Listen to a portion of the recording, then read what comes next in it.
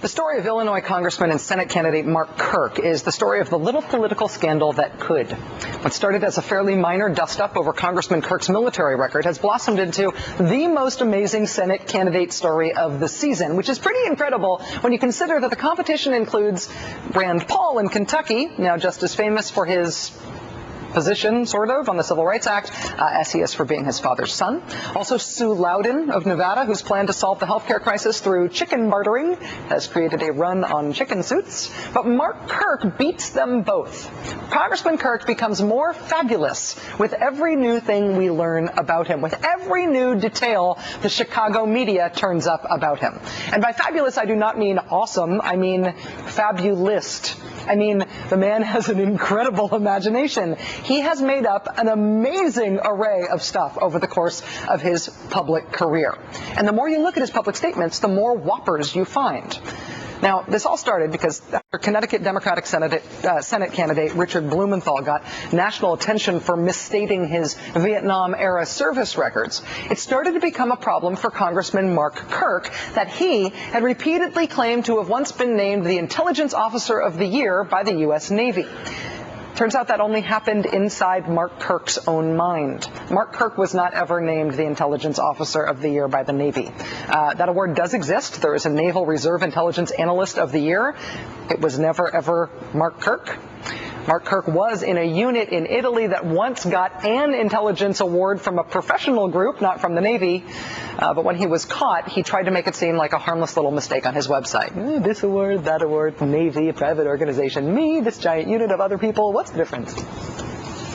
We misidentified the award. I actually received the Rufus Taylor Intelligence Unit of the Year award, but we misidentified it. And so when the staff saw that it was a different title, we changed my official biography. See how he also made it sound like the whole thing was just a typo? Just a teeny tiny little mistake on his campaign website? Turns out the exaggeration also showed up in one of his campaign ads and in something he spit from his very own mouth in Congress in front of the C-SPAN cameras. The Navy named Mark Intelligence Officer of the Year for his combat service in Kosovo. I've been in office just 1 year. Before that, I was the Navy Reserve Intelligence Officer. I was the Navy's Intelligence Officer of the Year in 1998. No, you weren't. While he was kind of sort of half apologizing over that mistake, that repeated mistake, Congressman Kirk took special care to make it seem like the error was discovered by his own staff, proactively checking his record for accuracy. Writing in a blog entry late last month, quote, "The error was discovered last week by my staff." But it turns out even Mark Kirk's account of how he came to correct the record about the award he didn't receive, even that is made up. In fact, the Navy told Congressman Kirk that investigating his Intelligence Officer of the Year claim, and the Navy reminded him that he didn't win that award. Ultimately, in an interview with the Sun-Times, Congressman Kirk apologized for a, quote, casualness with which he has described his, quote, military details, saying of the award he didn't receive that he simply misremembered it wrong. Wait a minute. Mark Kirk's supposed to be a former school teacher, too, isn't he? Did he really say he misremembered it wrong? I simply misremembered it wrong. Okay, he misremembered it wrong. Now, if it were just this one thing that Mark Kirk had invented about himself, or misremembered wrong about himself, that would be one thing. And quite frankly, that might be enough to scupper his chances as a Senate candidate, particularly one who really wants to run on his military record. But it's not all. It turns out that lots of things Mark Kirk has been saying about his military record are things that only happened in Mark Kirk's mind. The last time I was in Iraq, I was in uniform flying at 20,000 feet, and the Iraqi Air Defense Network was shooting at us. That force is now gone. He's talking about the year 2000 when he flew missions over Iraq, and it turns out there's no record of his aircraft being fired on. Congressman Kirk also claimed on his website to be, quote, the only member of Congress to serve in Operation Iraqi Freedom. Congressman Kirk did not serve in Operation Iraqi Freedom. He did not serve in Iraq during that war. Congressman Kirk also claimed in a letter sent out to his district last year to be a veteran of Operation Desert Storm, the first Iraq war. And that is fake icing on the fake cake, because Congressman Kirk did not participate in that war either. But here's what really makes the Mark Kirk story fabulous. Here's what makes this the little Senate campaign scandal that could. Mark Kirk, it turns out, doesn't just make stuff up about his own military combat record, or lack thereof. He also makes stuff up about the world at large. Check this out. Here's Mark Kirk in a radio interview. This was in 2008, talking about why the U.S. should expand offshore oil drilling. Listen to this. It makes no sense to allow the Chinese to drill on the Cuban side of the line in Florida without us tapping into the very same oil fields. See, we should be drilling for oil off the coast of Florida because the Chinese are drilling off the coast of Cuba, except the Chinese are not drilling off the coast of Cuba, not even a little bit. That's made up. Also on the subject of oil, here's another Mark Kirk gem from the same year, from 2008. We have a fundamental choice. We need to get off oil, but for the time being, we are still dependent on it. We can either buy 80 billion barrels of oil from the Iranians or from ourselves, and we should buy it from ourselves. Except we're not buying any oil from Iran.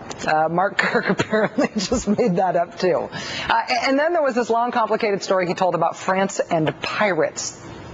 Jeez. I just want you to follow this for a second because it is a really great story and none of it is true. Lynn Sweet at the Chicago Sun-Times dug up this story and has been looking into it, and other reporters at the Chicago Sun-Times, forgive me. And every single part of this story, as told by Mark Kirk, is made up. Here it is. We began to see some backbone, first not from the United States, but from France. France was always good for a quick $2 million ransom, until the election of President Sarkozy.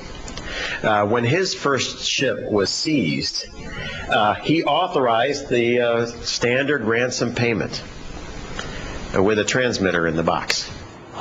Great story. But we have to stop there just for a second because that's already not true. The mission that Congressman Kirk is about to describe was not the result of the first ship seized after President Sarkozy took office. So there's already some stuff that's made up. But let's go back to the story. As that went into the pirate compound, he then authorized French Special Forces to roll in, and they killed everybody. Great story. Also made up. According to President Sarkozy, those French Special Forces did not kill anybody. They caught 6 pirates and took them back to France and put them on trial. Another 4 pirates escaped. But the fake story gets better. Here's the last part. It kind of shocked us in the Pentagon. But it sent a clear message. And I don't think the French have had many problems since. What a great story. Also, that part of it totally made up, too. That mission did not end France's pirate problem. French ships have been attacked since that operation. And if you add that all up, what you're left with is the fact that none of the facts of that story were true. None of them. None. Which is hard to do to tell such an elaborate foreign policy story that is entirely invented. It's hard to tell any story that doesn't accidentally just have something in it that's true. But if anybody can do it, it's Mark Kirk. So Mark Kirk is becoming nationally famous as the guy who makes stuff up, who makes up everything. But do you remember the first time he was ever featured on this show? The first time we ever highlighted Mark Kirk as a politician on this show was last June. He has served as a naval reservist with distinction. He talks about that sometimes. He had come back from a visit to China and said that while he was there, he met with high-ranking Chinese government officials. He told them not to trust the government of the United States.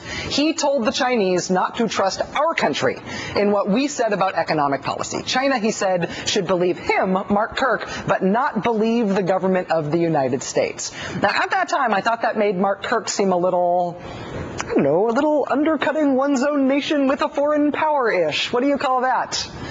But now, given what we've learned about Mark Kirk, I actually feel much more at ease about that story. Because he probably just made that up, too. It's the one silver lining here. If Mark Kirk hasn't done any of the good things he says he's done, he probably hasn't done any of the lying things he said he's done either. At least here's hoping.